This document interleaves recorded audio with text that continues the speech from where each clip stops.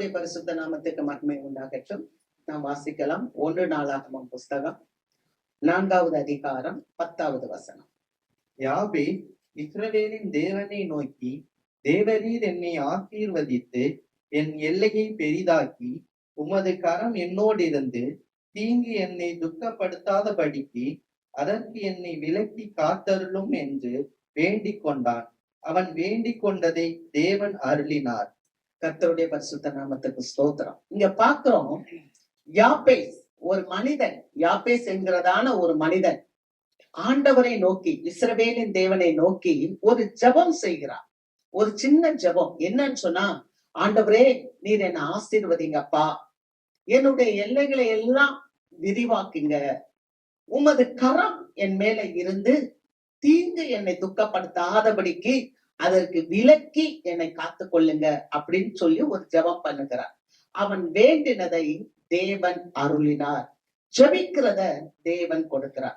இன்னைக்கு விசுவாச பிள்ளைகளுக்கு ஒரு நல்ல உறுதி இருக்கணும். என்ன அப்படின்னா, நம்ம வாழ்க்கையில வருகிற எந்த காரியமா இருந்தாலும், எந்த ஒரு பிரச்சனையா இருந்தாலும், அது பிரச்சனை அல்ல, அது எனக்கு முன்னாக வைக்கப்பட்டிருக்கிற ஒரு சவால்.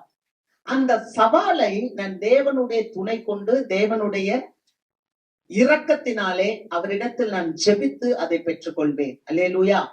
அதுதான் இன்னைக்கு இந்த யாப்பேச குறிச்சு பார்க்கும்போது, யாப்பேஸ் அவங்க அம்மா துக்கத்தோட பெற்றாங்களாம். பெயின், வலியோட பெற்றாங்களாம்.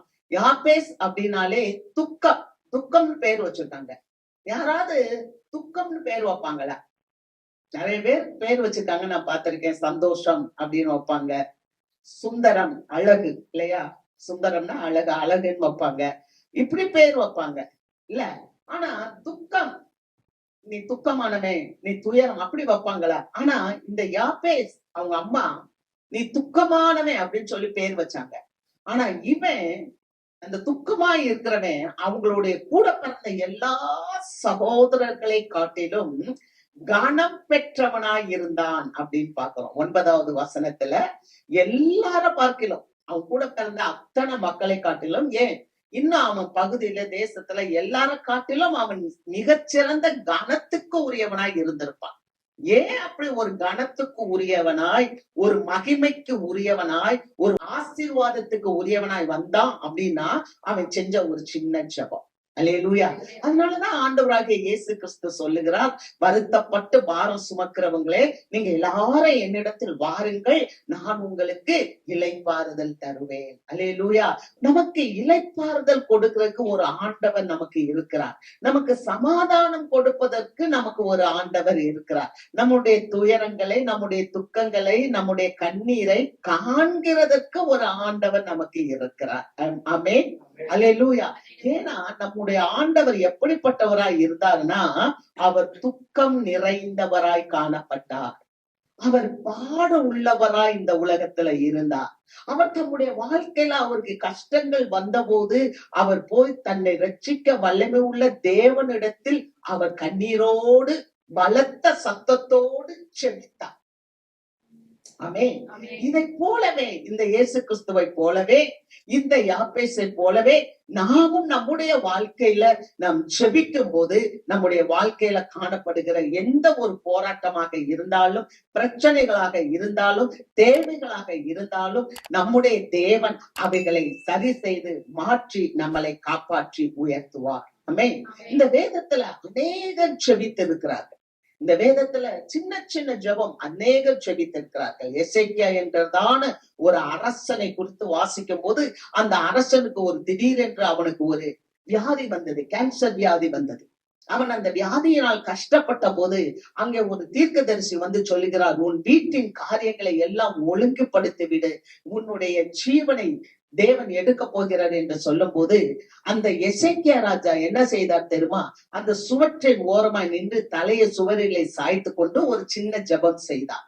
ஆண்டவரே, நான் செய்த எண்ணில் அடங்காத நன்மைகளை எல்லாம் நீர் நினைத்து பாரும் என்று சொல்லி அவர் அந்த சின்ன ஜெபத்தை செய்த போது, அங்கே வேதம் சொல்லுகிறது, உன் கண்ணீரை கண்டேன், உன் விண்ணப்பத்தை கேட்டேன், உன் நாட்களோடு 15 ஆண்டுகளை நான் கூட்டி தருவேன், நான் உனக்கு ஆதரவாய் இருப்பேன், நீ 3ஆம் நாளிலே ஆலயத்துக்கு போவாய் என்று ஆண்டவர் சொல்லுகிறார். அல்லேலூயா. எந்த ஏசாயா தீர்க்கதரிசி அந்த எசேக்கியா ராஜாவிடத்தில் வந்து சொன்னானோ, அதே அந்த ஏசாயா தீர்க்கதரிசி வாசலுக்கு போறதுக்கு முன்னாலேயே, அதாவது ராஜாட்ட சொல்லிட்டு அந்த வாசல்ல இருந்து வெளியே போறதுக்கு முன்னாலேயே ஆண்டவருடைய வார்த்தை அந்த ஏசாயாவுக்கு வந்து, நீ உடனடியாக போய் எசேக்கியா ராஜாவிடத்தில் சொல்லு, உன்னுடைய வியாதியை நான் சுகப்படுத்தினேன், உனக்கு 15 ஆண்டுகளை கூட்டி கொடுத்தேன். பாத்தீங்களா, ஒரு சின்ன ஜெபம் உடனடியாக ஒரு பதில். அல்லேலூயா. அங்க பாக்குறோம், ஒரு பெரிய கூட்டத்தை எலியா தீர்க்கதரிசன் கூப்பிடுகிறான்.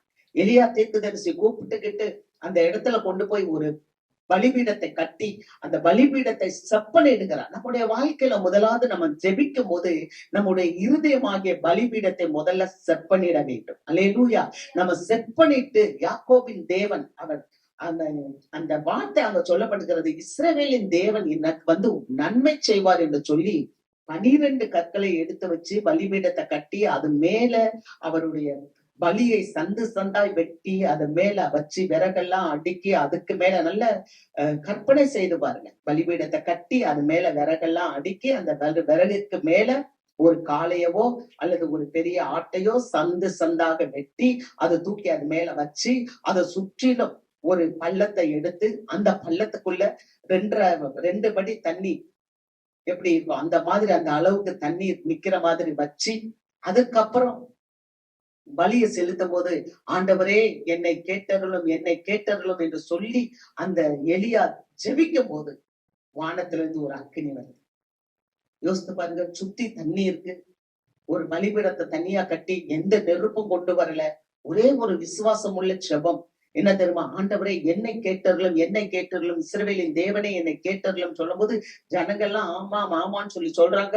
அங்க இருக்கிற அந்த பலி அப்படியே வானத்திலிருந்து ஒரு அக்கினி வந்து பட்சித்து போட்டது, அந்த தண்ணீரை எல்லாம் நக்கி போட்டது என்று சொல்லப்பட்டது. அப்போ ஒரு ஜெபம் வாழ்க்கையில பெரிய மாற்றத்தை கொண்டு வருகிறது. எத்தனையோ ஏராளமான அந்நிய ஜாதி மக்கள் அந்த இடத்துல இருக்கிறவங்க அந்த ஜெபத்தின் மூலமாக, அந்த அற்புதத்தின் மூலமாக அவர்களும் மனம் திரும்பி இருப்பார்கள். ஆமென். என்னை கேட்டர்களும் என்னை கேட்டர்களும் என்று சொல்லி ஜெபிக்க. இன்னொரு மனிதனை குறித்து பார்க்கிறோம் புதிய ஏற்பாட்டுல, ஒரு ஆயக்காரன். அவன் வெறும் பாவி என்று சொல்லப்பட்டிருக்கு. ஆனா அவன் போய் ஜெபிக்கிறான், ஆண்டவரே பாவியாக என் மீதுல நீர் கிருபையாயிரும். இது ஒண்ணுதான் அவன் சொன்ன ஜெபம். ஆனால் வேதம் சொல்கிறது, அந்த பரிசேயன் அல்ல, இந்த ஆயக்காரன் நீதிமானாய் அவன் மாற்றப்பட்டான். அல்லேலூயா. நம்முடைய வாழ்க்கையில நம் இருதயத்துல நம்ம ஒரு ஆயத்தமாகி செப்பனிட்டு நம்ம ஆண்டவர் சமூகத்துல வந்து மனம் உருகி, ஆண்டவரே எனக்கு உதவி செய்யும் என்று ஜெபிக்கும் போது தேவன் ஜெபத்துக்கு பதில் கொடுக்கிறவராயிருக்கிறார். அல்லேலூயா, அல்லேலூயா. நம்மளுடைய ஆண்டவர் நேற்றும் இன்றும் என்றும் மாறாத தேவன். நமக்கு பிரச்சனைகள் இருக்கும்போது அதை ஒரு சவால் என்று நினைங்க. எந்த ஒரு பிரச்சனையும் தீர்க்க கூடாதது ஒன்று இல்லவே இல்லை. எல்லாத்தையும் தேவன் தீர்ப்பார். ஒருவேளை அதை நினைக்கலாம், நான் நினைக்கிறபடி அது தீர்க்கப்பட வேண்டும் என்று. ஆனா நம்முடைய தேவன் என்ன செய்வார் தெரியுமா? நம்முடைய விருப்பத்தின்படி செய்கிறாரோ அல்லையவோ, ஆனால் நம்முடைய தேவன் நமக்கு சமாதானத்தையும் அமைதியையும் சந்தோஷத்தையும் தருகிறார். அல்லேலூயா.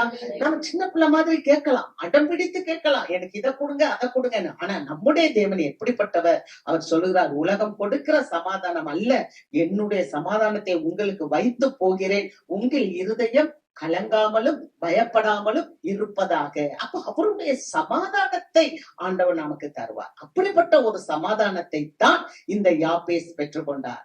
என்னை ஆசீர்வதிங்க, என்னுடைய எல்லைகளை விரிவாக்குங்க, உமது கரம் என் மேல் இருந்து. ஞானமுள்ள ஜெபம். எதற்கு கரம் என் மேல் இருக்க வேண்டும் என்று ஜெபிக்கிறார்? உமது கரம் என் மேல இருந்தா தீங்கு என்ன தொடராது. அல்லேலூயா. எந்த ஒரு கடினமான சூழ்நிலையும் என்னை சேதப்படுத்தாது. ஆகவே உமது கரம் என்னோடு இருக்கட்டும். ஆமென். நம்முடைய வாழ்க்கையில நம்ம ஆண்டவருடைய கரம் இருக்க வேண்டும் என்று எப்போதும் கேட்க வேண்டும். ஆமென். அல்லேலூயா. கர்த்தருக்கு மக்கள். ஏன்னா நம்முடைய ஆண்டவர் எப்படிப்பட்டவர்னா, அவர் ஜெபத்தை கேட்கிறார். மாம்சமான யாவரும் அவரிடத்தில் வருவார்கள். வேதம் சொல்லுகிறது, அவருக்கு ஒரு பெயரே இருக்கு. சங்கீதம் புஸ்தகம் 65வது அதிகாரம் 2வது வசனம், ஜெபத்தை கேட்கிறவரே மாம்சமான யாவரும் உம்மிடத்தில் வருவார்கள். அல்லேலூயா. அடுத்து 102 சங்கீதம் 102:16 சொல்லுகிறது, திக்கற்றவர்களுடைய ஜெபத்தை அலட்சியம் பண்ணாமல் அவர்களுடைய விண்ணப்பத்தை அங்கீகரிப்பார். திக்கற்றவர்களுடைய ஜெபத்தை அலட்சியம் பண்ண மாட்டார். ஒருவேளை நம்மளுடைய சொந்தக்காரவங்கள்ட்ட, நம்முடைய சகோதரர்கள்ட்ட, நம்முடைய உறவின் மக்கள்கிட்ட கூட நீங்க போய் சொல்லலாம், எனக்கு இந்த மாதிரி ஒரு தேவை இருக்கு, ஒரு பண தேவை இருக்கு, இந்த மாதிரி ஒரு விசேஷம் வச்சிருக்கிறேன், இதுக்கு எனக்கு கொஞ்சம் பணம் இருந்தா நல்லா இருக்கும் கூட நீங்க போய் சொல்லலாம். ஆனா அவங்க உங்களுக்கு அதை பத்தி பெருசா நினைக்க மாட்டாங்க, அலட்சியமா பார்ப்பாங்க. அல்லது 10ஓட 11 அவங்களும் வந்து நிப்பாங்களே ஒழிய உதவி செய்கிறது, உதவியை நம்ம அவங்க கையில பாக்குறது இந்த காலத்துல சற்று கடினமாகத்தான் இருக்கு. ஆனால் நீங்கள் ஆண்டவரிடத்துல போய் கேட்டீங்கன்னு சொன்னா வேதம் சொல்லுகிறது, உங்களுடைய ஜெபத்தை, திக்கற்றவர்களுடைய ஜெபத்தை தேவன் அலட்சியம் பண்ண மாட்டார். அல்லேலூயா. ஆக நமக்கு ஒரு அடைக்கலம் உண்டு, நமக்கு ஒரு ஆதாரம் உண்டு, நமக்கு ஒரு புகலிடம் உண்டு, நமக்கு ஒரு நண்பர் உண்டு, நமக்கு ஒரு நல்ல சிநேகிதர் உண்டு. அவர் இயேசு நம்மோட இருக்கிறார். அவரிடத்துல நம்ம ஜெபிக்கும் போது அவர் நமக்கு நம்மளுடைய தேவைகளை சந்திக்கிறார். ஞானமா ஜெபிக்கிறார். எப்படிப்பட்ட ஜெபம் கேட்கிறார்? உம்முடைய கரம் என் கூட இருக்கணும். உம்முடைய கரம் என் கூட இருந்துச்சுன்னா என் வாழ்நாள் எல்லாம் என்ன தீங்கு என்ன ஒண்ணும் செய்ய முடியாது, எல்லா தீமைக்கும் நீங்க என்ன விலக்கி காப்பீங்கன்னு சொன்னா என் ஜீவனுள்ள நாள் எல்லாம் எனக்கு நன்மையும் கிருபையும் தொடரும். நீரே என்னுடைய மேய்ப்பராய் இருக்கிறீர். அல்லேலூயா. ஆக அவருடைய கரத்துக்காக ஜெபிக்கிறார். கரம் என்று சொல்லும் போது நம்ம கையை யோசித்து பாருங்க. இதுதான் நம்மளுடைய கை, கரம். இந்த கரம் எதற்கெல்லாம் உதவுகிறது? இந்த கரத்தின் மூலமாக நாம் வேலை செய்கிறோம், இந்த கரத்தின் மூலமாக நாம் சாப்பிடுகிறோம், இந்த கரத்தின் மூலமாக ஒருவருக்கு உதவி செய்கிறோம், இந்த கரத்தின் மூலமாக ஒருத்தரை வாழ்த்துகிறோம், ஹலோ வாங்க எப்படி இருக்கீங்க அப்படின்னு. இந்த கரத்தின் மூலமாக இப்ப ஒரு மனுஷன் ரோட்ல இருக்கிறாரு, அவருக்கு கண்ணு தெரியாம இருக்கு அப்படின்னும் போது இன்னொரு இடத்துக்கு அந்த ரோட கிராஸ் பண்ணணும்னா அந்த கைய பிடிச்சு வாங்க அப்படின்னு கூட்டி கொண்டு போய் விடுகிறோம். அப்ப நம்ம அவங்களுக்கு ஒரு பாதுகாப்பை கொடுக்கிறோம், ஒரு உதவி செய்கிறோம். ஆக இந்த கரம் என்பது எல்லாவற்றுக்கும் பயன்படுகிறது. அல்லேலூயா. நமக்கு சாப்பிட பயன்படுகிறது, நம்முடைய பிள்ளைகளுக்கு ஊட்ட பயன்படுகிறது, நம்முடைய பிள்ளைகளை பேணி காக்கிறதுக்கு, இல்லையா? பெற்றோர் எல்லாம் சின்ன பிள்ளைகளை தூங்க வைக்கும் போது அவங்களுடைய தூங்கும் போது அவங்களுடைய பெட்ஷீட் கூட மேல இல்லாம இருந்துச்சுன்னா என்ன பண்ணுவோம்? ஐயோ குழந்தை தூங்குறானே, மேல பெட்ஷீட் இல்லாம இருக்கேன்னு சொல்லிட்டு எடுத்து பொத்தி. எவ்வளவு நன்மையான காரியங்களை இந்த கரம் செய்கிறது. அப்ப நம்முடைய கரம் இவ்வளவு காரியங்களை செய்யும்னா இந்த கரத்தை உண்டாக்கின தேவனுடைய கரம் நம்மோடு இருந்தா எவ்வளவு நன்மையான காரியங்களை தேவன் நமக்கு செய்வார். அல்லேலூயா. அப்படிப்பட்ட காரியம் வேணும் என்பதற்காகத்தான் யாப்பேஸ் சொன்னார், உமது கரம் என்னோடு கூட இருந்து தீங்கு என்னை துக்கப்படுத்தாதபடிக்கு என்னை அந்த தீங்குக்கு விலக்கி காத்தருளும். அவன் கேட்டதை தேவன் அருளினார். ஆமென். இன்னைக்கு வசனத்தை பார்ப்போம். கரம், தேவனுடைய கரம். வாசிக்கலாம். எஸ்ரா 7ஆம் அதிகாரம் 6வது வசனம். இந்த எஸ்ரா இஸ்ரவேலின் தேவனாகிய கர்த்தர் அருளிய மோசேயின் நியாய பிரமாணத்திலே தேறின வேத பாரகனாய் இருந்தான். அவனுடைய தேவனாகிய கர்த்தருடைய கரம் அவன் மேல் இருந்ததினால் அவன் கேட்டவைகளை எல்லாம் ராஜா அவனுக்கு கொடுத்தான். தேவனுடைய கரம், தயவுள்ள கரம் ஒரு மனிதன் மேல இருந்ததுனால் ராஜா அவன் கேட்டதையெல்லாம் கொடுத்தான். அல்லேலூயா. நம்முடைய ஆண்டவருடைய கரம் நம் மேல இருக்கும் சொன்னா உண்மையாகவே இந்த உலகத்துல இருக்கிற ராஜாக்கள், பெரிய பெரிய ராஜாக்கள், ஐஸ்வர்யவான்கள் எல்லாம் நம்ம கேட்கறதெல்லாம் கொடுப்பாங்க. ஆமென். நீங்க நினைச்சுக்க கூடாது ராஜாக்கள் அப்படின்னா வெளியில இருக்கிறவங்க மாத்திரமே இல்ல. இங்க நம்ம பாக்குறோம் எஸ்தர் ராஜாத்தி அந்த தேசத்தினுடைய ராணியாக மாறிட்டாங்க. இந்த எஸ்தர் ராஜாத்தி யாருன்னு சொன்னா உண்மையாவே பேசிக்காவே அந்த அம்மா வந்து ஒரு ஆர்ஃபன். அந்த அம்மாக்கு தாய் இல்ல, தகப்பன் இல்ல. அவரை வந்து மொர்தெகாய் தான் எடுத்து வளர்க்கிறார், அவருடைய சிற்றப்பா எடுத்து வளர்க்கிறார். ஆனா அந்த பிள்ளைய ஒரு காலகட்டத்துல அந்த தேசத்தினுடைய ராணியாக உயர்த்தி விட்டார். இப்ப ராணியா உயர்த்தி விட்ட பிறகு அவ சொல்றா, ராஜாவுடைய சமூகத்துக்கு போய் ராஜாவை போய் பார்த்தேன், நான் ரொம்ப நாள் ஆச்சு. ஆனா இப்ப நான் ராஜாட்ட போனா ராஜா எனக்கு அங்கீகாரம் பண்ணுவாரா? அதாவது அங்கீகாரம்னா என்னன்னா, ராஜா வந்து போகும் ராஜாட்ட ஒரு மனுஷி போகும்போது ஈஸியா போயிட முடியாது. மனைவியே ஆனாலும் ஈஸியா போயிட முடியாது. ராஜா ஒரு வார்த்தை வான்னு சொன்னாதான் மனைவி ஆனாலுமே போக முடியும். கர்த்தருக்கு ஸ்தோத்திரம். இப்ப இந்த அம்மா என்ன பண்றாங்க, இந்த ராணி எஸ்தர் என்ன பண்றாங்க, ராஜ வஸ்திரம் தரித்துக்கிட்டு நல்ல உபவாசம் பண்ணி ஜெபிச்சுக்கிட்டு இப்ப ராஜாவை பார்க்க போறாங்க. ஆனா ராஜா இப்ப கொலு மண்டபத்துல அந்த சிங்காசனத்துல வீச்சு இருக்கிறார். ஆனா இந்த நேரத்துல ராணி போய் நிக்கும் போது ராஜாவுடைய கண்களிலே தயவு கிடைத்தது. அங்க வாசிக்கிறோம், நீங்க வீட்டுல போய் வாசித்து பாருங்க. எஸ்தர் புஸ்தகம் 5வது அதிகாரம் 1 முதல் 3 வசனங்களை நீங்க வாசிக்கும் போது, அவ ராஜ வஸ்திரம் அணிந்து அங்க போய் ராஜா முன்னால நிக்கிறா. கண்கள்ல அவளுக்கு தயவு கிடைச்சது. ராஜா தன்னுடைய பொற்செங்கோலை நீட்டுகிறார். அல்லேலூயா. அவருடைய கரத்துல இருக்கிற அந்த பொற்செங்கோலை அவர் நீட்டுகிறார். நீட்டும் போது அவர் சொல்லுறா, எனக்கு ஒரு விண்ணப்பம் அவர் கேட்கிறா. அப்ப ராஜா சொல்றாரு, உனக்கு என்ன வேணும் கேள், ராஜ்யத்துல பாதியை கேட்டாலும் நான் உனக்கு தருகிறேன். அல்லேலூயா.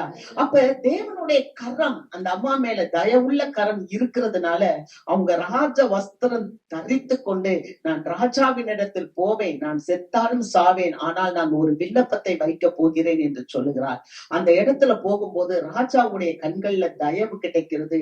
எதனால தயவு கிடைக்கிறதுன்னா, தயவுள்ள கரம் இந்த மகள் மேல இருந்துச்சு. தயவுள்ள கரம் அவன் கரத்தை நீட்டி பொற்செங்கோலை நீட்டி சொல்லுகிறார், இந்த உனக்கு என்ன வேணும், இந்த ராஜ்யத்துல நீ பாதியை கேட்டாலும் நான் உனக்கு தருகிறேன். அல்லேலூயா. எவ்வளவு அருமையான ஒரு காரியம் பாருங்க. தேவ பிள்ளைகளுக்கு தேவனுடைய தயவு இருக்கும் என்றால், தேவனுடைய தயவுள்ள கரம் இருக்கும் என்றால், அங்க எஸ்ரா சொல்லுகிறார், தேவனுடைய தயவுள்ள கரம் என் மேல் இருந்ததினால் ராஜா நான் கேட்டதையெல்லாம் எனக்கு கொடுத்தான். அல்லேலூயா. இந்த பெண்மணியின் இடத்துல தேவனுடைய தயவுள்ள கரம் இருந்ததுனால அவள்தான் அந்த ராஜா சொல்றார், நீ ராஜ்யத்துல பாதியை கேட்டாலும் நான் உனக்கு தருவேன். அருமையான தேவ மக்களே, இப்ப பாருங்க, நம்முடைய ராஜா இன்றைக்கு உயிரோடு இருக்கிறார். அவர் நேற்றும் இன்றும் என்றும் மாறாத தேவனாய் இருக்கிறார். அவர் ராஜாதி ராஜாவா இருக்கிறார். அவர் ராஜாக்களை தள்ளி ராஜாக்களை ஏற்படுத்துகிற தேவன். ஆமென். அவருடைய தயவுள்ள கரம் நம் மேல இருக்கிறது. அல்லேலூயா.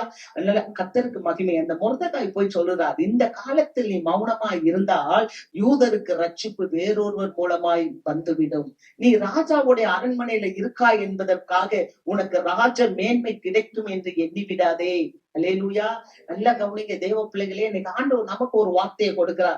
ஆண்டவருடைய சபைக்குள்ள வந்துட்டனால நமக்கு நல்லா இருக்கும் அப்படின்னு நம்ம நினைச்சிடக்கூடாது. இந்த உலகத்துல திகிலான சம்பவங்கள் நடக்க போகுதுன்னு சொல்றாங்க. இன்னைக்கு நம்ம பாக்குறோம், ஒவ்வொரு நாளும் உலகத்துல வாழக்கூட முடியாத அளவுக்கு பல காரியங்கள் ஒவ்வொரு நாளும் எழும்பிக் கொண்டே இருக்கிறது. அல்லேலூயா. ஒவ்வொரு நாளும் பல காரியங்கள், பல வன்முறைகள், பல தீய சக்திகளுடைய காரியங்கள். அதனால ஒரு சமாதானமற்ற ஒரு சூழ்நிலை நம்முடைய நாட்டுல நடந்து கொண்டிருக்கிறது. இப்படிப்பட்ட சூழ்நிலையில நீங்களும் நானும் நமக்காக, நம்முடைய தேசத்துக்காக, நம்முடைய நாட்டுக்காக, நாட்டு மக்களினுடைய ரட்சிப்புக்காக நாமும் கூட செபிக்க வேண்டும். அல்லேலூயா. நம்முடைய ராஜாதி ராஜாவை நோக்கி பார்க்க வேண்டும். இந்த எஸ்தர் சொல்லுகிறார், தன்னுடைய யூத குலத்தை காப்பாற்ற வேண்டும், தன்னுடைய யூத குலத்தை ரட்சிப்புக்குள்ளாக நடத்த வேண்டும் என்பதற்காக அந்த யூத குலத்தினுடைய மீட்புக்கு, அந்த யூத குலம் காப்பாற்றப்பட வேண்டும். ஆகான் என்றவன் சொல்லிட்டான், என்ன சொல்லிட்டான், இந்த ஜனங்களை எல்லாம் அழிக்க வேண்டும் என்று சொன்னான். ஆனால் இந்த பெண்மணி ராஜாவின் இடத்துல போய் கேட்டு ஒரு தயவை பெற்றுக்கொண்டு யூதர்களை காப்பாற்றுகிறான். நீங்களும் நானும் இந்த தேசத்துக்கு, இந்த நாட்டுக்கு, நம்முடைய சமுதாயத்துக்கு செபித்து, நம்ம ராஜாதி ராஜா ஆண்டவருடைய தயவுள்ள கரம் நம்ம கிட்ட இப்ப இருக்கிறதுனால நாமளும் ஜெபித்து நம்மளுடைய தேசத்துக்கு ஒரு ஆசீர்வாதமாய் மாற வேண்டும். ஆமென். அல்லேலூயா. கர்த்தர் அப்படிப்பட்ட ஒரு சிந்தையை இந்த நாளில நமக்கு தருவாராக. இது முதலாவது. இரண்டாவது நம்ம ஒரு காரியத்தை பார்க்கிறோம், வாசிக்கிறோம். எஸ்ரா 7வது அதிகாரம் 9வது வசனம். 1ஆம் மாதம் 1 தேதியிலே அவன் பாபிலோனில் இருந்து பிரயாணமாக புறப்பட்டு 5ஆம் மாதம் 1 தேதியிலே தன் தேவனுடைய தயவுள்ள கரம் தன் மேல் இருந்ததினால் எருசலேமுக்கு வந்தான். தேவனுடைய தயவுள்ள கரம் அவன் மேல இருந்ததுனால் அவன் எருசலேமுக்கு வந்தான். அல்லேலூயா. அப்ப பாபிலோன்ல இருந்த ஒரு மனிதன் இப்ப எங்க வருகிறார் அப்படின்னா எருசலேமுக்கு வருகிறார். அருமையான தேவ மக்களே, இதுல ஒரு ஆழ்ந்த கருத்தை நம்ம யோசிக்க முடியும். தேவனுடைய கரம் நம்ம மேல இல்லாட்டினா நம்ம தேவ சமூகத்துல வர முடியாது. அல்லேலூயா. அப்ப தேவனுடைய தயவுள்ள கரம் ஒண்ணுதான் நம்மள தேவ சமூகத்துக்கு கொண்டு வந்திருக்கு. நம்ம வாசிக்கிறோம், மார்க் எழுதின நற்செய்தி நூல் 5வது அதிகாரம் 22வது வசனம் வாசிக்கலாம். மார்க்கு 5, 22, 23 வசனங்களை வாசிக்கலாம். அப்பொழுது ஜெப ஆலய தலைவரில் ஒருவனாகிய யவீரு என்பவன் வந்து அவரை கண்டவுடனே அவர் பாதத்திலே விழுந்து, என் குமாரத்தி மரண அவஸ்தைப்படுகிறாள், அவள் ஆரோக்கியம் அடையும்படிக்கு நீர் வந்து அவள் மேல் உமது கைகளை வையும், அப்பொழுது பிழைப்பாள் என்று அவரை மிகவும் வேண்டிக் கொண்டான். கர்த்தருக்கு ஸ்தோத்திரம். பாருங்க, ஆண்டவருடைய தயவுள்ள கரம் இருந்ததுனால இந்த எஸ்ரா எருசலேமுக்கு வந்தார். இங்க இடத்துல பாக்குறோம், ஒரு ஜெப ஆலய தலைவன் என்று சொல்லப்பட்டிருக்கிறது. அந்த ஜெப ஆலய தலைவனுடைய மகள் மரண அவஸ்தையா இருந்தால், அவன் வந்து தேவனுடைய இயேசுவினுடைய பாதத்துல பணிந்து கொண்டு, என் மகள் மரிக்க போகிறாள், நீர் வந்து அவளை சுகப்படுத்த வேண்டும். அல்லேலூயா. அப்ப அவள் பிழைப்பாள். ஆமென். அங்க என்ன சொல்லுறானா, நீர் வந்து உமது கைகளை அவள் மேல் வையும். அல்லேலூயா. அப்ப யாபேஸ் எப்படி ஜெபித்தாரு? உமது கரம் என்னோடு இருந்து தீங்கு என்னை துக்கப்படுத்தாதபடிக்கு அதற்கு விலக்கி காத்து கொள்ளும். அப்ப இந்த ஜெபால தலைவன் கூட இயேசுவினிடத்துல ஜெபிக்கிற ஒரு ஜெபம் என்ன? நீர் வந்து உமது கைகளை அவள் மேல் வையும், அப்பொழுது அவள் பிழைப்பாள். அல்லேலூயா. அருமையான தேவ மக்களே, ஆண்டவருடைய அதர்சனமான கரம் இன்றைக்கு நம்மை நோக்கி நீட்டப்பட்டு கொண்டு இருக்கிறது. நம்முடைய கண்களால் பார்க்காவிட்டாலும் ஆவிக்குரிய கண்களால் நாம் அதை பார்க்க வேண்டும். அல்லேலூயா. எப்படி தயவுள்ள கரம் எஸ்ரா மேல இருந்ததுனால அவர் எருசலேமுக்கு வந்தாரோ, சிறைப்பட்ட இடத்திலிருந்து அவர் மீட்கப்பட்ட ஒரு தேசத்துக்கு வந்தாரோ, அது போல நீங்களும் நானும் எவ்வளவு ஒரு கடினமான சூழ்நிலையில இருந்தாலும் நம்ம இப்ப மீட்கப்பட்ட ஒரு எருசலேமுக்குள்ளாக வந்திருக்கிறோம். இந்த இடத்துல தேவனுடைய தயவுள்ள கரம் நம்மேல் நீட்டப்பட்டு இருக்கிறது. ஆமென். அல்லேலூயா. நம்முடைய பிள்ளைகள் பிழைக்கும்படி, நாம் பிழைக்கும்படி அவருடைய கைகள் நம்மை நோக்கி நீட்டப்பட்டு இருக்கிறது என்பதை நாம் விசுவாசிக்க வேண்டும். ஆமென். வாசிக்கிறோம், சங்கீதங்களின் புஸ்தகம் 41வது சங்கீதம் 8வது வசனம்.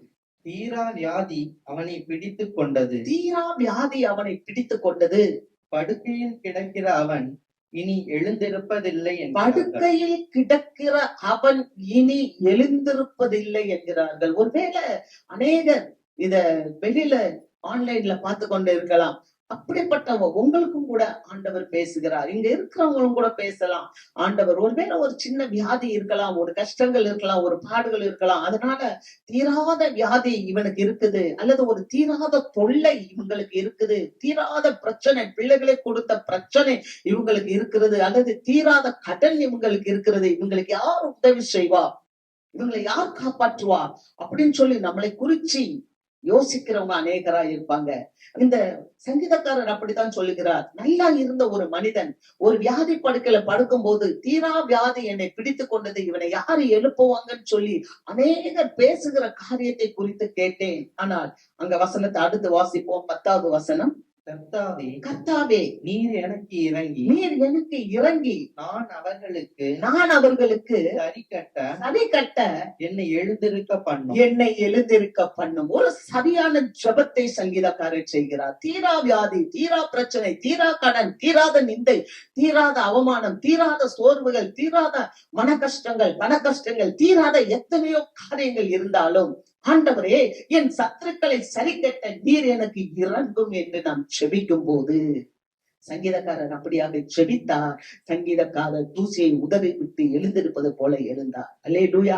நம்முடைய வாழ்க்கையில நாம் அப்படி செபிக்கும் போது நிச்சயமாக தேவன் நம்முடைய ஜெபத்துக்கு பதில் கொடுத்து நம்மளை எழுப்புவார். ஆமென்.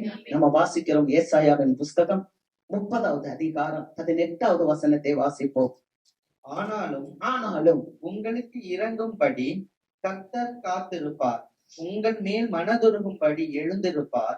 கர்த்தர் நீதி செய்கிற தேவன், அவருக்கு காத்திருக்கிற அனைவரும் பாக்கியவான்கள். கர்த்தர் உங்களுக்கு இறங்கும்படி, அவர் காத்திருப்பார். அல்லேலூயா. உங்களுக்கு இரக்கம் செய்கிறவர், உங்களுக்கு இரக்கம் செய்யும்படி அவர் எழுந்திருக்கிறவர். ஆமென்.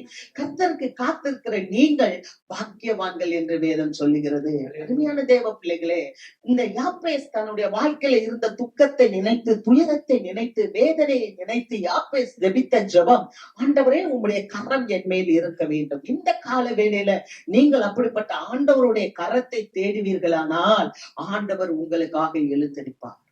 அவர் உங்களுக்கு சுகம் கொடுக்கும்படி, உங்களுடைய சூழ்நிலைகளை மாற்றும்படி, உங்களுடைய வேதனைகளை மாற்றும்படி, உங்களுடைய சஞ்சலங்களை மாற்றும்படி, உங்கள் துக்கங்களை துயரங்களை மாற்றும்படி இந்த தேவன் என்றென்றும் உள்ள சதா காலங்களில் நம்முடைய தேவனாய் இருக்கிறார். மரண பரியந்த நம்மை நடத்துகிறவர். ஆமென். அவர் நேற்றும் இன்றும் என்றும் மாறாதவராய் இருக்கிறார். நீங்க அவரிடத்துல வரும்போது உயிர் மீட்சியை காண முடியும். நாம் வாசிக்கிறோம் மார்க் எழுதின நற்செய்தி நூல் 5வது அதிகாரம் 41-42 வசனத்தை வாசிப்போம். பிள்ளையின் கையை பிடித்து தலித்தாகுமி என்றார். அதற்கு, சிறு பெண்ணை எழுந்திரு என்று உனக்கு சொல்லுகிறேன் என்று அர்த்தமாம். உடனே சிறு பெண் எழுந்து நடந்தாள். அவள் 12 வயதுள்ளவளாய் இருந்தாள். அவர்கள் மிகுந்த ஆச்சரியப்பட்டு பிரமித்தார்கள்.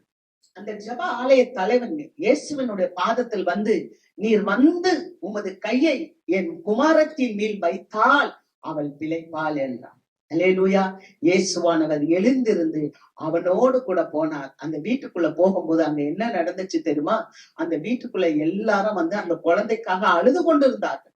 அந்த குழந்தை மரித்து போய்விட்டது என்று சொல்லி அநேகர் வந்து அங்கே மாரடித்து அழுது கொண்டிருந்தார்கள் என்று முந்தைய வசனத்துல வாசிக்கிறோம்.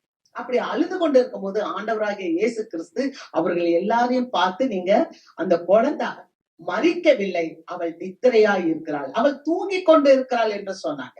அப்ப அங்க உள்ளவங்க எல்லாரும் இயேசுவை பார்த்து பரியாசம் பண்ணினாங்க, நகைத்தார்கள், சிரித்தார்கள். ஆனால் ஆண்டவர் சொன்னார், எல்லாரையும் வெளியே போக சொல்லிட்டு பேதுருவையும் யாக்கோபையும் யோவானையும் அந்த பிள்ளையுடைய பெற்றோரையும் உள்ள வச்சு அவர் ஜெபிக்கிறார். ஜெபித்து சிறு பிள்ளையை பார்த்து கையை கொடுத்து, சிறுபண்ணே எழுந்திரு, தலித்தாகுமி. அல்லேலூயா. அவர் எபிரேய பாஷையில தலித்தாகுமி என்று சொன்னார். அந்த குழந்தை அப்படியே எழுந்தது. சிறு பெண்ணை எழுந்திரு என்றார். அந்த குழந்தை அப்படியே எழுந்து உட்கார்ந்தது. அந்த குழந்தைக்கு உணவு கொடுங்கள் என்று சொன்னார். அல்லேலூயா. அருமையான தேவச்சனமே, நம்முடைய தேவனுடைய கரம் குறுகி போகவில்லை. இதோ ரட்சிக்க கூடாதபடிக்கு அவருடைய கரங்கள் குறுகி போகவில்லை, கேட்க கூடாதபடிக்கு அவருடைய செவிகள் மந்தமாகவில்லை. அல்லேலூயா. ஆண்டவர் இன்றைக்கும் அற்புதம் செய்கிற தேவனாய் இருக்கிறார். அவர் உடனடியாக எழுந்திருந்து போய் அந்த பிள்ளையை சுகப்படுத்தினார். அந்த பிள்ளை சொல்றார், சிறுபெண்ணை எழுந்திரு, தலித்தாகுமி, எழுந்திரு. இன்னைக்கு ஆண்டவருடைய கரணம் மேல வந்திருக்கிறது. அல்லேலூயா. எப்படிப்பட்ட சூழ்நிலையில இருந்தாலும் இப்போது நம்மளால எழுந்திருக்க முடியும். ஆமென். அல்லேலூயா. இன்றைக்கே ரட்சணியனா, இன்றைக்கே அனுக்கிரக காலம். ஆண்டவராகிய இயேசு கிறிஸ்து இன்றைக்கு அற்புதத்தை கொடுக்கிறவர், இன்றைக்கு விடுதலை கொடுக்கிறவர், இன்றைக்கு இந்த வீட்டுக்கு ரட்சிப்பு வந்தது, இன்றைக்கு என்னுடனே கூட நீ பரதேசில் இருப்பாய். ஆமென். இன்று கண்ட எகிப்தியனை இனி நீ என்றென்றைக்கும் காண மாட்டாய். ஆண்டவர் உடனடியாக அற்புதம் செய்கிற தேவன். ஆண்டவர் என்றைக்காவது நீங்க போய் பார்த்திருக்கீங்களா? நீ போயிட்டு நாளைக்கு நான் உனக்கு அற்புதம் செய்றேன்னு சொல்லி இருக்கிறாரா? இல்ல. யார் ஒருத்தர் இயேசு கிட்ட வந்தாலும் சரி, யார் ஒருத்தர் அவர் வந்து எப்படி பார்க்கிறவர் தெரியுமா? மனுஷன் பார்க்கிறது போல் பார்க்கிறவர் அல்ல. மனுஷன் முகத்தை பார்ப்பார், ஆனால் தேவனோ நம்முடைய இருதயத்தை பார்க்கிறார். அல்லேலூயா. நம்மளுடைய துக்கங்களை, நம்முடைய தேவைகளை, நம்முடைய துயரங்களை, நம்முடைய பாரங்களை, நம்முடைய கண்ணீரை அவர் காண்கிற தேவன். எவ்வளவு பேருக்கு சந்தோஷம். அல்லேலூயா. நம்ம ஆராதிக்கிற தேவன் ஜீவன் உள்ள தேவன், பதில் கொடுக்கிற தேவன், நம்ம கரிசனை உள்ள தேவன். ஏன் தெரியுமா? அவர்தாமே சோதிக்கப்பட்டு பாடுபட்டதினால சோதனையில் அகப்படுகிறவர்களுக்கு உதவி செய்ய வல்லவராய் இருக்கிறார். அவருக்கே அவ்வளவு பாடு, அவருக்கே அவ்வளவு கஷ்டம், அவருக்கே அவ்வளவு அவமானம், இந்த கண்ணீர். அதனால அப்படிப்பட்டவர்கள் ஆண்டவரிடத்துல வரும்போது தேவன் மனதுருக்கம் உள்ள தேவனாய் இருக்கிறார். அவர் பார்த்து சொல்றார், சிறுபெண்ணே எழுந்திரு. அந்த குழந்தை எழுந்தது. அல்லேலூயா. இன்றைக்கு கூட ஆண்டவருடைய வார்த்தை என்னன்னா வாசிக்கலாம். ஏசாயாவின் புஸ்தகம் 52வது அதிகாரம் 2வது வசனம். தூக்கி உதறி விட்டு எழுந்திரு, எருசலேமே வீற்றிரு, சிறைப்பட்டு போன சீயோன் குமாரத்தியே, உன் கழுத்தில் உள்ள கட்டுகளை அவிழ்த்து விடு. தூசியை உதறி விட்டு எழுந்திரு. அல்லேலூயா. சிறைப்பட்டு போன சீயோன் குமாரத்தியே, உன் கழுத்தில் இருக்கிற கட்டுகளை அவிழ்த்து விடு, எழுந்திரு. ஆண்டவர் வந்து சொன்னார், தலித்தாகுமி, சிறுவெண்ணே எழுந்திரு. இப்படி எவ்வளவு நாள் நம்ம படுத்துருக்கோம்? எவ்வளவு நாள் நம்ம இந்த அவிசுவாசத்துல இருப்போம்? எவ்வளவு நாள் நம்ம இந்த பயத்துல இருப்போம்? எவ்வளவு நாள் ஐயோ இந்த பிரச்சனை தான் எனக்கு பெருசா தெரியுதுன்னு இருப்போம்? பிரச்சனை ஒண்ணுமே இல்ல. பிரச்சனை கீழே போட்டு மிதிச்சு மேல போயிருங்க. அல்லேலூயா. சிறுவனே எழுந்திரு, எழுந்திரு, உன் கழுத்தில் இருக்கிற கட்டுகளை அவிழ்த்து விடு. கர்த்தர் இன்றைக்கு சொல்லுகிறார், எழுந்திரு, நீ எழுந்திரு, உன் தீபத்தை நீ ஏற்றுவதற்கு எழுந்திரு. அல்லேலூயா. உங்க வாழ்க்கையில நீங்க ஆசீர்வாதத்தை பெற்றுக்கொள்வதற்கு எழுந்திருங்க. ஏன்னா தேவனுடைய கரம் உங்க மேல இருக்கு. அந்த இரவு நேரத்துல நம்ம வாசிக்கிறோம், மத்தேயு புஸ்தகம் 25வது அதிகாரம் 6-7 வசனத்தை வாசிக்கும் போது அந்த வாசிக்கலாம். நடுராத்திரியிலே இதோ மணவாளன் வருகிறார், அவருக்கு எதிர்கொண்டு போக புறப்படுங்கள் என்கிற சத்தம் உண்டாயிற்று. அப்பொழுது அந்த கன்னிகைகள் எல்லாரும் எழுந்திருந்து தங்கள் தீவட்டிகளை ஆயத்தப்படுத்தினார்கள். நட்டு ராத்திரியில மணவாளன் வருகிறார், எல்லாரும் எழுந்திருங்கன்னு சொல்லும் போது அவங்க அப்படியே எல்லாரும் எழுந்து ஆண்டவரை சந்திப்பதற்காக அவர்கள் தீவட்டிகளை எடுத்து ஆயத்தம் பண்ணினார்கள். ஆமென். அல்லேலூயா. ஆண்டவராகிய இயேசு கிறிஸ்து சீக்கிரம் வரப்போகிறார். நாம் எழுந்திருக்க வேண்டும், சீக்கிரமாக எழுந்திருக்க வேண்டும். நம்மளை நாம் ஆயத்தப்படுத்திக் கொள்ள வேண்டும். ஆமென். நம்மளை நாம் ஆயத்தப்படுத்திக் கொள்ள. நான் ஒண்ணு சொல்லவா, நம்மள ஆயத்தப்படுத்த முதல்ல இப்ப தயாராயிருங்க. ஃபர்ஸ்ட் நம்மள ஆயத்தப்படுத்தணும், அதுக்கப்புறம் தான் மற்றவங்க. நீங்க மத்தவங்களை ஆயத்தப்படுத்தணும்னு நீங்க உட்காந்துட்டே இருந்தீங்கன்னா உங்க தீவட்டியில இருக்க எண்ணெய் குறைஞ்சு போயிடும். மணவாளன் வரப்போகிறார் பாருங்க. 5 பேர் ஆயத்தம் இல்லாம இருந்தாங்க. ஆனா ஆயத்தமா இருந்தவர்கள் தங்களுடைய எண்ணெயை அவர்களுக்கு கொடுக்கவில்லை. நாங்கள் இதை உங்களுக்கு கொடுத்து இது தீர்ந்து விட்டால் நாங்களும் போக முடியாது, ஆகவே பக்கத்துல கடை இருக்கு, நீங்க போய் வாங்கிக்கோங்கன்னு சொல்லிட்டாங்க. அல்லேலூயா. ஆண்டவருடைய சத்தத்தை கேட்போம். இன்னைக்கு எழுந்திரி, நீ எழுந்திரி, உன்னுடைய தீவட்டிகளை நீ ஆயத்தப்படுத்து. ஏன்னா ராஜா சீக்கிரம் வரப்போகிறார் என்கிற சத்தம் உண்டாயிருச்சு. புறப்படுங்க.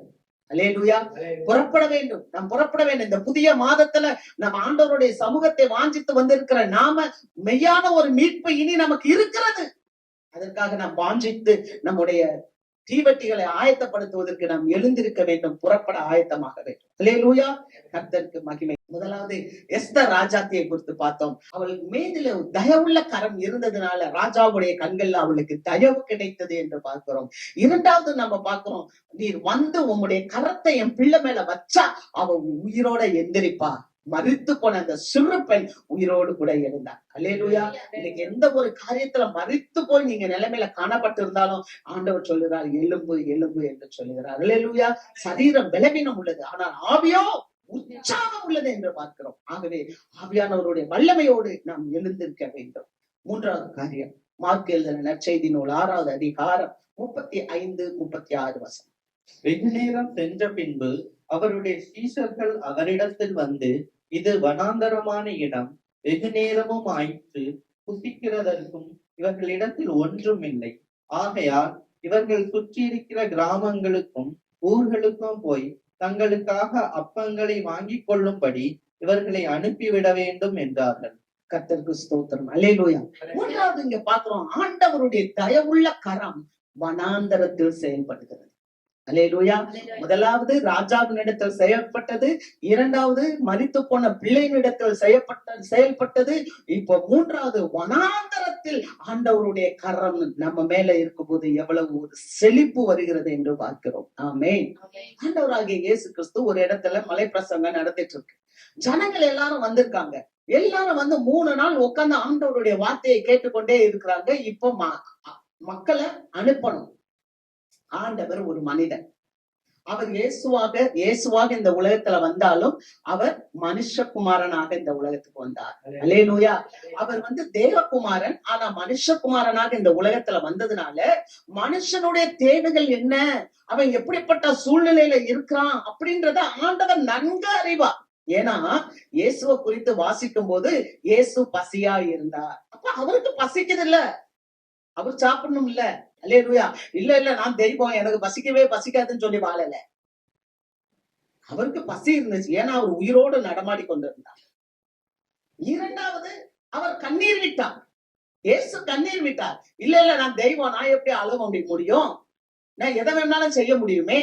நான் நினைச்சா இப்படின்னா எல்லாம் நடக்கும். ஆமா நடக்கும். ஆனா அவர் மனுஷகுமாரனால வந்து பிறந்தாரு. உங்க கண்ணீர் என்ன, உங்க துயரம் என்ன, உங்க பாடுகள் என்ன, என் தேவைகள் என்ன, அது அவருக்கு தெரிஞ்சனால, அவர் மனுஷகுமாரனா இருந்தனால இயேசு கண்ணீர் விட்டார். அப்ப நாம் ஆராதிக்கிற தேவன் உணர்வு பூர்வமாக உண்மை உள்ள ஒரு தேவனை நான் ஆராதிக்கிறதுனால, நான் இந்த வனாந்தர சூழ்நிலையில, இந்த உதவியற்ற சூழ்நிலையில, நான் எந்த சூழ்நிலையில இருக்கிறேன், எப்படி சூழ்நிலையை கடந்து கொண்டு இருக்கிறேன் என்பதை ஆண்டவர் பார்க்கிறார். அல்லேலூயா. என்னுடைய பசி என்ன, என்னுடைய தேவை என்ன என்பதை ஆண்டவர் பார்க்கிறார்.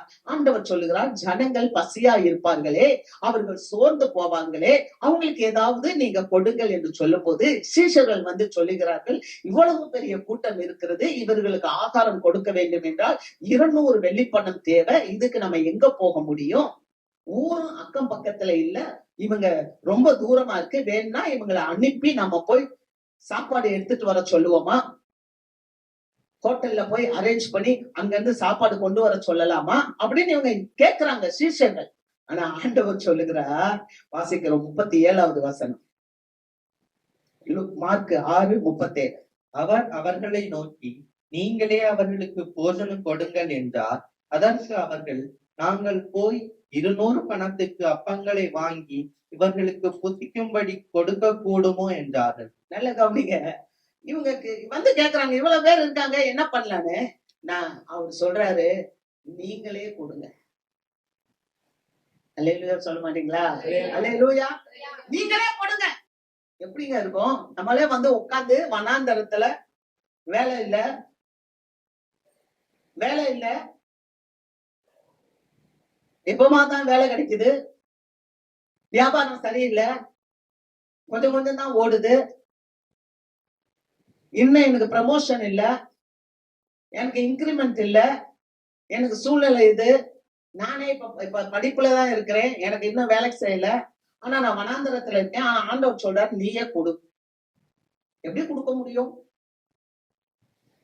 நீங்க வாசிக்கலாம், எஸ்ரா புஸ்தகம் 8வது அதிகாரம் 22வது வசனம். வழியிலே சத்துருவை விலக்கி எங்களுக்கு துணை செய்யும்படிக்கு நான் ராஜாவினிடத்தில் சேவகரையும் குதிரை வீரரையும் கேட்க வெட்கப்பட்டிருந்தேன். எங்கள் தேவனுடைய கரம் தம்மை தேடுகிறவர்கள் எல்லார் மேலும் அவர்களுக்கு நன்மையாக இருக்கிறது என்றும், அவருடைய வல்லமையும் அவருடைய கோபமும் அவரை விட்டு விலகுகிறவர்கள் எல்லார் மேலும் இருக்கிறது என்றும் நாங்கள் ராஜாவுக்கு சொல்லி இருந்தோம். தேவனுடைய கரம் அவரை தேடுகிறவங்களுக்கு நன்மையா இருக்குது. அல்லேலூயா. வனாந்தரத்துல இருக்கிறாங்க, ஒண்ணுமே இல்ல, இவ்வளவு பேருக்கு சாப்பாடு கொடுக்கணும். வந்த சீஷர்கள் சொல்றாங்க, ஆனா ஆண்டவர் சொல்றார், இயேசு சொல்றார், நீங்களே கொடுங்க. எப்படி கொடுக்க முடியும்? எப்படி கொடுக்க முடியும்? எஸ்ரா சொல்றாரு, ராஜா கிட்ட நாங்க வந்து உதவி கேட்க வெட்கப்பட்டுட்டு இருந்தோம். ஏன்னா நாங்க இப்ப பிரயாணப்பட்டு போக போறோம். பாபிலோன்ல இருந்து நாங்க இப்ப பிரயாணப்பட்டு எருசலேமுக்கு போகணும். அப்படி போகணும்னா போற வழியில நிறைய மலைகள் இருக்கிறது, மலைகளை தாண்ட வேண்டும். நிறைய தண்ணீர்கள், நீர்நிலைகள், கடல்கள், சமுத்திரம் இதெல்லாம் இருக்கும். இதெல்லாம் நாங்க தாண்டி அங்க போகணும்னா எங்களுக்கு யார் வேணும்? எங்களுக்கு பாதுகாப்பு வேணும். எங்கள் சத்துருக்களை எங்களுக்கு விலக்கி நாங்க போக வேண்டிய இடத்துக்கு போக ராஜாவின் இடத்தில் உதவி கேட்க வெட்கப்பட்டு கொண்டு இருந்தோம். ஏன் வெட்கப்பட்டாராம்? ஏன் வெட்கப்பட்டார்னா, தம்மை தேடுகிறவர்களுக்கு தேவனுடைய கரம் நன்மைக்கு ஏதுவாய் இருக்கிறது என்று நாங்கள் ராஜாவின் இடத்தில் சொல்லி இருந்தோம். அல்லேலூயா. நம்முடைய தேவன் எப்படிப்பட்டவர்? நம்ம தேடுகிறவர்களுக்கு நன்மை செய்கிற தேவன். வனாந்தரத்துல இருந்தா கூட வனாந்தரத்திலையும் நாம மகிழ்ச்சியாக இருக்க முடியும், பிறருக்கு உதவ முடியும். ஆகவேதான் ஆண்டவர் சொல்றார், என்னுடைய கரம் உன் மேல நன்மைக்கு ஏதுவாய் இருக்கிறபடியினால நீங்களே ஆகாரம் கொடுங்கள். அல்லேலூயா. நீங்களே ஆகாரம் கொடுங்க. மார்க் 6:38. அதற்கு அவர், உங்களிடத்தில் எத்தனை அப்பங்கள் உண்டு, போய் பாருங்கள் என்றார். அவர்கள் பார்த்து வந்து 5 அப்பங்களும் 2 மீன்களும் உண்டு என்றார்கள். ஹல்லேலூயா. ஆண்டவர் சொல்றார், வனாந்தரத்துல இருக்காங்க. வனாந்தரத்துல இருக்கும்போது கொஞ்சம் நீ போய் நீயே கொடு அப்படின்றாரு. அப்ப இவங்க அப்படியே யோசிக்கிறாங்க. நல்லா கவனிங்க. இத கேட்க உங்களுக்கு கொஞ்சம் மனசு கஷ்டமா இருக்கும். ஆனா இதுல பழகுனீங்கன்னா ருசிக்க ஆரம்பிச்சிருவீங்க. நீங்க கேட்க உங்களுக்கு கஷ்டமா இருக்கும். இதுல நீங்க பழகுனீங்கன்னா ருசிக்க ஆரம்பிச்சிருவீங்க. இதுதான் உண்மை. உங்ககிட்ட என்ன இருக்கு ஆண்டவர் கேக்குறாரு. 2 மீன் 5 அப்பம் இருக்கு. 2 மீன். ஒரு அந்த அவ்வளவு பெரிய கிரௌடு. எவ்வளவு பெரிய கிரௌடு? ஏறக்குறைய நான் நினைக்கிறேன் ஒரு 10,000க்கு மேல மக்கள் இருப்பாங்க. ஆனா அங்க இருந்த ஆகாரம் எவ்வளவு தெரியுமா? இந்த வேதம் பொய் சொல்லாது. இதுல பதிவு செய்யப்பட்டிருக்கு. பரிசுத்த ஆவியானவர் பதிவு செய்திருக்கிறார். 2 மீனும் 5 அப்பங்களும் இருந்துச்சுன்னு சொல்லி அதுவும் ஒரு சின்ன பையனிடம் இருந்தது. நம்முடைய தேவன் எப்படிப்பட்டவர் தெரியுமா? தேவனுடைய கரம் மட்டும் நம்ம கிட்ட இருக்குதுன்னா, தேவனுடைய கரம் நம்ம கிட்ட இருக்கும்போது அது நன்மையா மட்டும் இல்ல, தேவனுடைய கரம் நம்ம கிட்ட இருக்கும்போது அது பெருகும், பெருகச் செய்வான். உங்களிடத்தில் எத்தனை அப்பங்கள் என்ன இருக்கணும் போது 2 மீன் 5 அப்பம், அந்த 2 மீனையும் 5 அப்பத்தையும் இயேசுவினுடைய கரத்துல கொடுத்தாங்க. இந்த வேதத்தை வாசிக்கிறேன். எலியா தீர்க்கதரிசி அவன் போய் நின்று ஜெபித்துக் கொண்டு இருக்கிறான். அப்படி முகம் குப்புற விழுந்து சமுத்திர பக்கமாய் திரும்பி ஜெபித்துக் கொண்டு வேலைக்காரனை நிப்பாட்டிட்டு இருக்கிறார். மழை எழுப்புதா பார். அவன் போய் பாக்குறான், இல்ல. திரும்ப போய் பார், மேகம் எழுப்புகிறதா, மழை பெய்யணும். பஞ்சம், நாட்டுல கொடிய பஞ்சம். தீர்க்கதரிசி ஜெபித்தாதான் மழை வரும். ஏன்னா தீர்க்கதரிசி தான் மழைய அடைச்சு வச்சிருக்கான். இப்ப ஜெபிக்கிறான் தீர்க்கதரிசி, வருதா போய் பார். போய் பார்த்தா 7 தடவை போய் பாக்குறாங்க. சொல்றான், உள்ளங்கை மேகம் எழுப்பி இருக்கு. அல்லேலூயா. சொல்றான், அது போதும், அது போதும், உள்ளங்கை மேகம் போதும்பா. தீர்க்கதரிசி முன்னால ஓடுறாரு. அந்த உள்ளங்கை மேகம் பெருமழையாய் பொழிந்தது என்று பார்க்கிறோம். அந்த தேசத்துல காணப்பட்ட அந்த வறட்சி, மிருகங்களுக்கு கூட சாப்பிடுவதற்கு புல்லு, அவ்வளவு வறட்சி காணப்பட்டது. ஆனால் ஜெபித்த போது உள்ளங்கை மேகம் எழுப்பினது, பெருமழை பொய்தது என்று பார்க்கிறோம். அது மாத்திரமல்ல, எலியா தீர்க்கதரிசி ஒரு இடத்துக்கு போறாரு, சாரிபாத்துக்கு போறாரு. அந்த இடத்துல அந்த அம்மா ஒரு விதவை அம்மா, விதவைட்ட போய் கேட்கிறாரு, கொஞ்சம் தண்ணி கொடு, கொஞ்சம் தண்ணி கொடு. இன்னைக்கு லென்டேஸ்ல இருக்கிறோம், 40 நாள் லென்டேஸ்ல இருக்கோம். என்ன தெரியுமா? இந்த 40 நாள் தான் நமக்கு ஸ்பிரிங் சீசன் ஆரம்பிக்க போற காரியம். இலைகள் எல்லாம் வளர போகுது. நீங்க பாருங்க, எங்க வீட்டுக்கிட்ட எல்லாம் எத்தனையோ மரங்கள் மொட்டையா காணப்போச்சு. இப்ப கடகடன்னு எல்லாமே செழிப்பாயிருச்சு. எல்லா இலைகளும் வளர்ந்து விட்டு. அல்லேலூயா. இந்த மாதிரியான ஒரு லென்த் டேஸ் நமக்கு எதுக்கு தெரியுமா? இந்த 40 நாள் இந்த தவ காலத்துல நம்ம யோசிக்கணும். சில காரியங்களை நம்ம கர்த்தருக்கென்று முன்னால அது கருகளாக இருந்தாலும் குறுகளாக இருந்தாலும் அது பொய் சொல்ல, அதை ஏற்றுக்கொள்ளணும். இந்த எலியா தீர்க்கதரிசி போறாரு, நீ போய் எனக்கு கொஞ்சம் தண்ணி கொடுன்றா கேக்குறாரு. இந்த அம்மா வீட்டுக்குள்ள போறாங்க, தண்ணி எடுக்க போறாங்க. அப்ப சொல்றாரு எலியா தீர்க்கதரிசி, நீ அப்படியே கொஞ்சம் அடையை எனக்கு கொண்டு வா. அந்த அம்மா சொல்றாங்க, எங்களுக்கே கொஞ்சமாவுதான் இருக்கு, எங்களுக்கே கொஞ்சம் எண்ணெய்தான் இருக்கு, நாங்களே இத சுட்டு சாப்பிட்டு சாக போறோம். அப்படியே இருக்கு, நாங்க இதை சுட்டு சாப்பிட்டு சாக போறோம், அதுக்காக நாங்க சுள்ளிகளை பொறுக்கி கொண்டு இருக்கிறோம். இப்ப நீர் கேட்கிறீரே. எலியா தீர்க்கதரிசி சொல்றாரு, அது அப்படியே இருக்கட்டும், ஆனாலும் நான் சொல்லுவதை கே. நீ முதலாவது அதுல ஒரு சின்ன அடைய எனக்கு கொண்டு வா. அந்த எலியா தீர்க்கதரிசிக்கு அவன் சொன்னபடியே அந்த ஆகாரத்தை, அந்த அடைய கொண்டு வந்து கொடுத்த போது, அந்த பஞ்சகாலம் தீரும் மட்டும் அவளுடைய வீட்டுல மாவும் எண்ணெயும் குறையவில்லை என்று பார்க்கிறேன். குறையவே இல்லை. ஏன்னா வசனம் சொல்லுகிறது, கொடுங்கள் அப்பொழுது உங்களுக்கு கொடுக்கப்படும். நீங்க பாருங்க, 2 மீன் 5 அப்பம் ஆண்டவருடைய கைக்கு போயிருச்சுங்க. இப்ப ஆண்டவர் சொல்றாரு, அதை எடுத்து ஜெபம் பண்ணி, இப்ப ஆண்டவர் பிட்டு அதை சீசர்கள்ட்ட கொடுக்கிறார். அதை பிட்டு சீசர்கள்ட்ட கொடுத்து எல்லா ஜனங்களையும் வரிசையா 50 பேரா நீ உட்கார செய்ய என்று சொல்லுகிறார். நடந்த காரியம் என்ன? வாசிக்கிற 41. அவர் அந்த 5 அப்பங்களையும் அந்த 2 மீன்களையும் எடுத்து வானத்தை அண்ணாந்து பார்த்து ஆசீர்வதித்து அப்பங்களை பிட்டு அவர்களுக்கு பரிமாறும்படி தம்முடைய சீஷர்களிடத்தில் கொடுத்தார். அப்படியே 2 மீன்களையும் எல்லாருக்கும் பங்கிட்டார். எல்லாரும் சாப்பிட்டு திருப்தி அடைந்தார்கள். மேலும் அப்பங்களிலும் மீன்களிலும் மீதியான துணிக்கைகளை 12 கூடை நிறைய எடுத்தார்கள். அப்பம் சாப்பிட்ட புருஷர் ஏறக்குறைய 5000 பேராய் இருந்தார்கள்.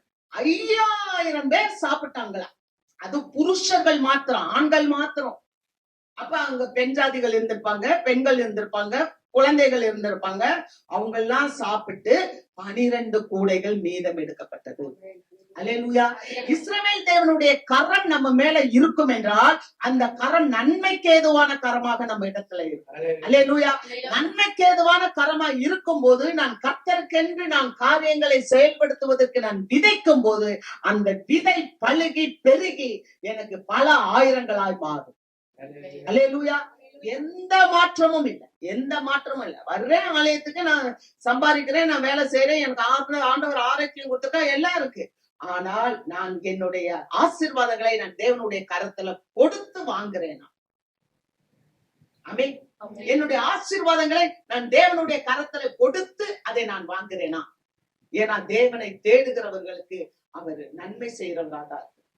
அவருடைய கரம் நன்மைக்கு. அதனாலதான் யாப்பேஸ் கேட்டான், உமது கரம் என்னோடு இருந்து தீங்கு என்னை துக்கப்படுத்தாதபடிக்கு அதற்கு விலக்கி என்னை காத்தருளும் என்று அவன் வேண்டிக் கொண்டான். அவன் வேண்டிக் கொண்டதை தேவன் அறிந்தார். நிறைவாக சங்கீதம் 147வது சங்கீதம் 13, 14, 15 வசனங்களை வாசிக்கிறோம். அவர் உன் வாசல்களின் தாழ்பாள்களை பலப்படுத்தி உன்னிடத்தில் உள்ள உன் பிள்ளைகளை ஆசீர்வதிக்கிறார். அவர் உன் எல்லைகளை சமாதானம் உள்ளவைகளாக்கி உச்சிதமான கோதுமையினால் உன்னை திருப்தியாக்குகிறார். அவர் தமது வார்த்தையை பூமியிலே அனுப்புகிறார். அவருடைய சொல் மகா தீவிரமாய் செல்லுகிறது. ஹல்லேலூயா. இங்க வசனத்தை வாசிக்கிறோம். உன் வீட்டின் தாழ்பாள்களை பலப்படுத்தி உன்னிடத்தில் இருக்கிற உன் பிள்ளைகளை அவர் ஆசீர்வதிக்கிறார். நம்ம பிள்ளைகள் ஆசீர்வதிக்கப்பட்டவர்கள். ஹல்லேலூயா. அவன் சகோதரர் எல்லாரிலும் கனம் பெற்றவனாய் இருந்தான். எதுங்க கனம்? உங்களுடைய பிள்ளைகள், உங்களுடைய மக்கள் எல்லாரும் எப்படி இருக்கணும்னா ஆசீர்வாதமா இருக்கணும், ஆரோக்கியமா இருக்கணும், பாதுகாப்பா இருக்கணும். இதை தேவன் செய்கிறார். உன் வீட்டின் தாழ்பால்களை பலப்படுத்துகிறார். என்ன தெரியுமா? தாழ்பால் உடஞ்சு இருந்துச்சுன்னா சத்து சீக்கிரமா உள்ள வந்துடும். தாழ்பால் சரியில்லாட்டினா எதிரி உள்ள வந்துடுவான். அப்ப முதல்ல உங்க வீட்டினுடைய தாழ்பால்களை பலப்படுத்துகிறார். உங்களுடைய பிள்ளைகளை அவர் ஆசீர்வதிக்கிறார். அடுத்து பார்க்கிறோம், அவர் ஆகாரம் கொடுக்கிறார், உணவு கொடுக்கிறார், உங்களுடைய எல்லைகளை செழிப்பாக்குகிறார். மூன்றாவது பார்க்கிறோம், அவருடைய வார்த்தை உண்மை உள்ளது, தீவிரமாய் செல்லுகிறது. அல்லேலூயா. அருமையான தெய்வ மக்களே, அவருடைய வார்த்தை தான். எரேமியா தீர்க்கதரிசிட்ட போய் கேக்குறாங்க, ஆண்டவருடைய வார்த்தையை சொல்லு, ஆண்டவருடைய வார்த்தையை சொல்லுன்னு. அவர் பல முறை போய் உட்காராரு, ஜெபிக்கிறாரு. வார்த்தை மாறவே இல்லை. அதே வார்த்தையை தான் கொண்டு வந்து கொடுக்கிறார். ஏன்னா இயேசு கிறிஸ்துவனுடைய வார்த்தை அது வானமும் பூமியும் ஒளிந்து போனாலும் அவருடைய வார்த்தை ஒரு காலம் ஒளிந்து போவதில்லை. அல்லேலூயா. இந்த வார்த்தையின்படியாகவே தேவன் உங்களை ஆசீர்வதிப்பார். யாப்பேசை எப்படி தேவன் கனம் பெற்றவராய் ஆக்கினாரோ அதே மாதிரி உங்களையும் இந்த வார்த்தையை கேட்டுக்கொண்டிருக்கிற எல்லாரையும் தேவன் கனம் பெற்றவர்களாய் உயர்த்துவார். அல்லேலூயா. தீங்கு உங்களை துக்கப்படுத்தாதபடிக்கு எல்லா தீமைக்கும் உங்களை விலக்கி உங்களை ஆசீர்வதித்து உயர்த்துவார். ஆமென். மகிமை நாம் எழுந்திருப்போம்.